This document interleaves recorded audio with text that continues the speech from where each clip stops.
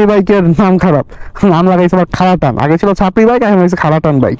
কি লেভেলের মানে পচানি খাইছে এই বাইকটা, এখনো পচানি খাইতেছে ভাই, মাপ নাই এই বাইকের, কোনো মাপ নাই ভাই। আপনারা এই বাইক নিয়েন না, একবারে সোজা সাপটা কথা, আপনারা এই বাইক নিয়েন না।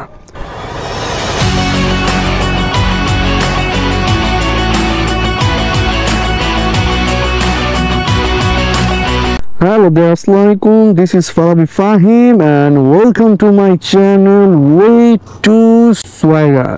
So boss, অবশেষে আমি গ্লাভস পরছি, অভ্যাস করছি, কারণ এই মাঝে মাঝে অভ্যাস হয়, মাঝে মাঝে আবার পড়া ছেড়ে দেই, আবার অভ্যাস করি, আবার ছেড়ে দেই।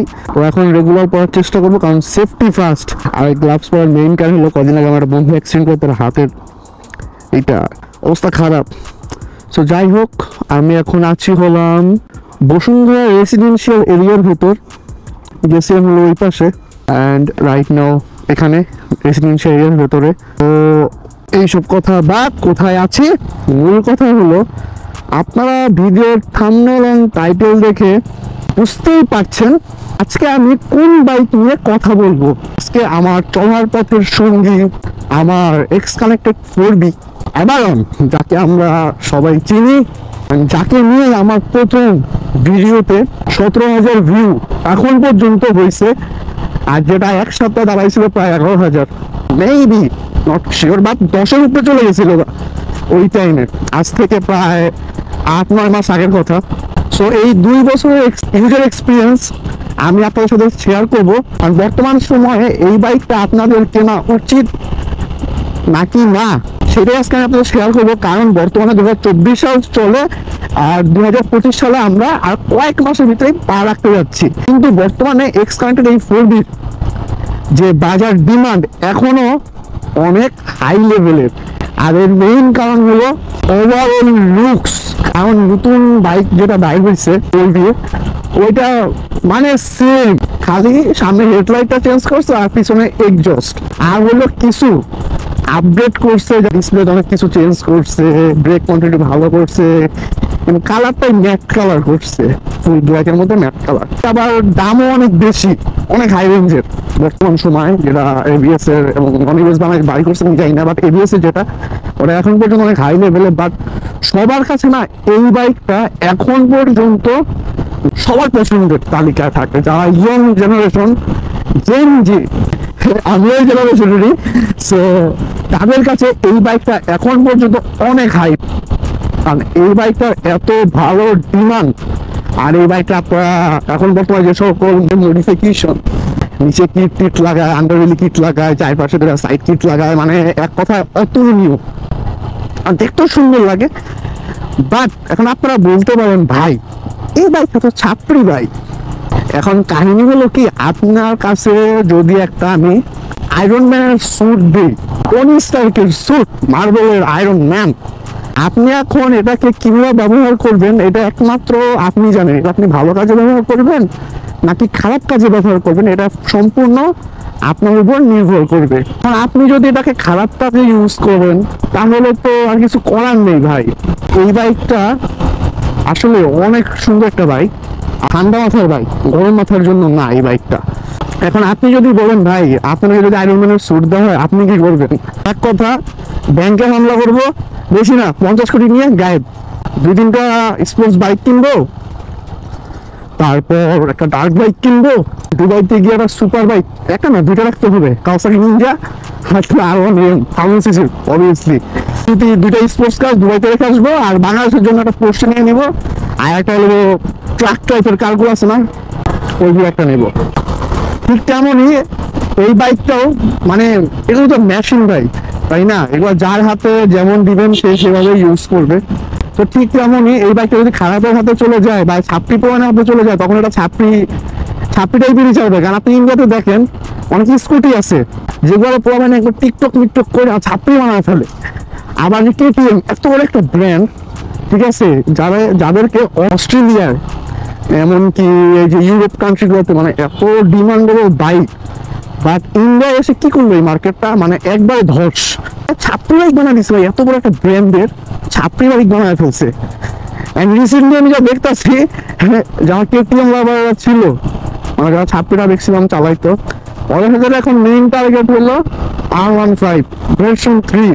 যে কম টাকার মধ্যে 1.5 লাখ টাকার মধ্যে R15 ভার্সন 3 পাই যেতেছে, ভার্সন 4 পাই যেতেছে, এবং তাদের নেক্সট টার্গেট হলো এটা, বুঝলি, যেভাবে হোক একটা সাপ্লি বাইক বানাতে হবে ইন্ডিয়াতে, ঠিক আছে। কিন্তু বাংলাদেশে মেইন তাদের টার্গেট পয়েন্ট হলো এই 4B-টা, আর 4B-টাই চোখে পড়ে, কারণ 4B-তে মানে কম টাকার মধ্যে এত বেশি পাওয়ার, এত বেশি মানে সবকিছু দিয়ে রাখছে কম টাকার মধ্যে, ওভারঅল এভরিথিং। তো সবকিছু মেলে এই বাইকটা তারা ছাত্রী বাইক বানায় ফেলছে, এই যে কম টাকার মধ্যে পাচ্ছে।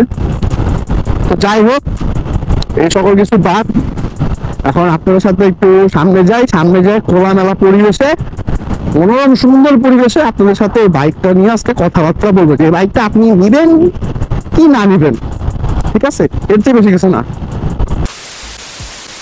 তো আমি এখন একটা সুন্দর একটা পরিবেশের মধ্যে চলে আসছি, চারপাশে পরিবেশ দেখেই বুঝতে পারছেন। এই পাশে হইলো ভাইরাল কাশফুল গত বছর আগের, আর এই পাশে তো আরো সুন্দর একটা এরিয়া ক্যান্টনমেন্টের।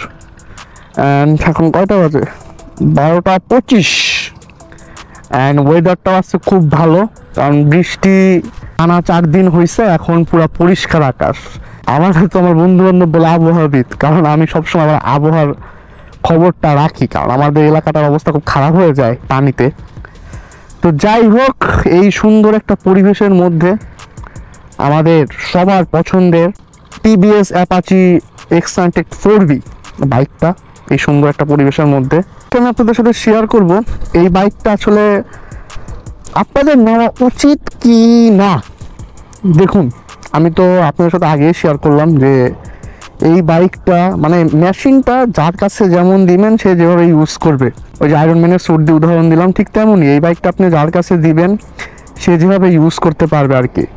সো এই বাইকটা আমি 2 বছর চালানোর পর আমি বিভিন্ন কিছু ফেস করছি এই বাইকটাকে নিয়ে। আর একটু ময়লাটা অ্যাভয়েড করেন, কারণ বৃষ্টি বাদলের দিন তো একবার অবস্থা খারাপ। তারপর আবার এমন একটা রোড ধরে আসছি, সেটা আরও অবস্থা খারাপ, পুরো চকলেটের মাটি, মানে যে লেভেলে ঢাকার বৃষ্টি হয়েছে, শেষরা বৃষ্টি, লাস্ট মুহূর্তে হলো ভালো বৃষ্টি হয়েছে। তো এই কারণে একবার চকলেটের মাটিগুলো একটা চাকায় লেগে গেছে, ক্যাডবেরি ডেরি মিল্ক। মানে টিভিএস অ্যাপাচি এক্সান্ট 4B এটার একটা আপডেট মডেলও বের হয়েছে 2023-এর লাস্টের দিকে বা 2024-এর ফার্স্টের দিকে, আমার অতটা খেয়াল নাই। কিন্তু ওই বাইকটা না আসলে এভাবে মার্কেটটা কাঁপাইতে পারে না। এর প্রধান কারণ হলো বাইকের ওভার প্রাইস, যার কারণে বাইকটা আসলে ওভাবে মার্কেটটা পায় নাই। কিন্তু আর লুক টুক সব এরকমই।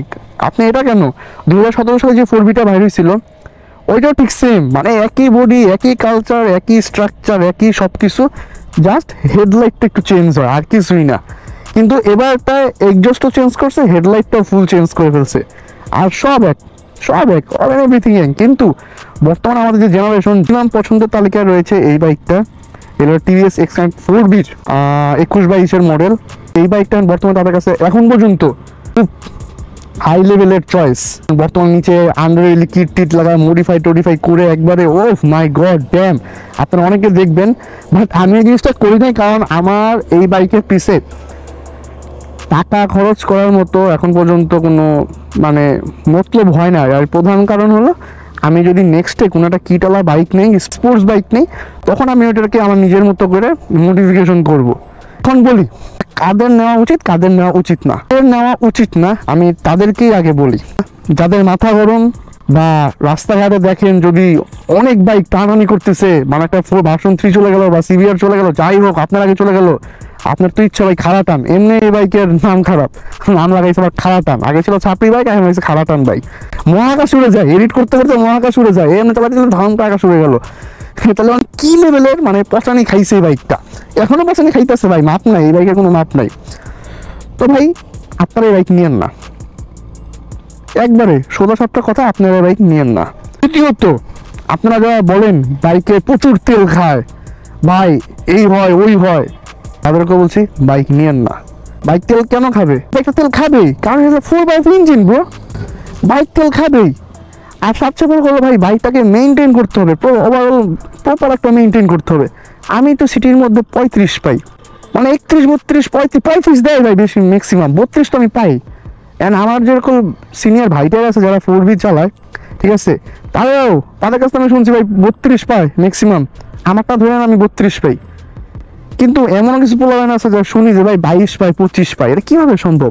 আই ডোন্ট নো, মানে এটা যাহা মিথ্যা কথা। প্রপার ইউজ করেন, মেনটেন করেন, 6 মাস 7 মাস পর পর মাস্টার সার্ভিস অন্তত দেন, না মাস্টার সার্ভিস আপনি দিতে পারতেছেন না। আর আপনি তো ছাত্রী, আপনি মাস্টার সার্ভিস দেওয়া লাগবে না, আপনি একটা জেনারেল সার্ভিস দেন, ওইটাও তো দেন না। জাস্ট তেল ভরতেছেন আর চালাইতেছেন, তেল ভরতেছেন আর চালাইতেছেন। কি ভাই, এই বাইকটা মানে এত সুন্দর, এত ভালো একটা বাইক, আপনার পরে বলবো, মানে পরে আমি বলবো যাদের নেওয়া উচিত এই বাইকটা তাদেরকেও বলবো। চুলে কালার টালার করেন, ঠিক আছে, তারপর যেখানে সেখানে টিকটক মিকটক করেন, তারাও নিন না ভাই, নাম খারাপ করেন না বাইকটা।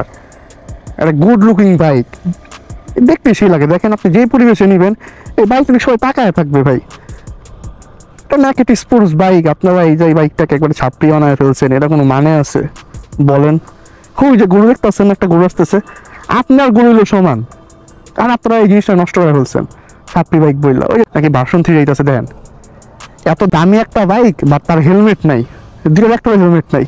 ধরতে গেলে ভাই এলাকার মধ্যে চলে, ভাই এলাকার মধ্যে চালাও, তো একটা লুকিং পার্সোনালিটি আছে ব্রো। তুমি একটা ভার্সন 3 চালাও, মানে কি বলো, আমার বন্ধু আছে ভার্সন 3 চালাও, মানে দেখতে, মানে দেখলেই মনে হয় না, ও যায় না। আমি তোর কই বলি যে চল বন্ধু আমার সাথে খিলগাঁও চল, মিরপুর চল, তোর দেখায় একটা ভার্সন 3 পোয়াবেন মানে কীভাবে চালায়।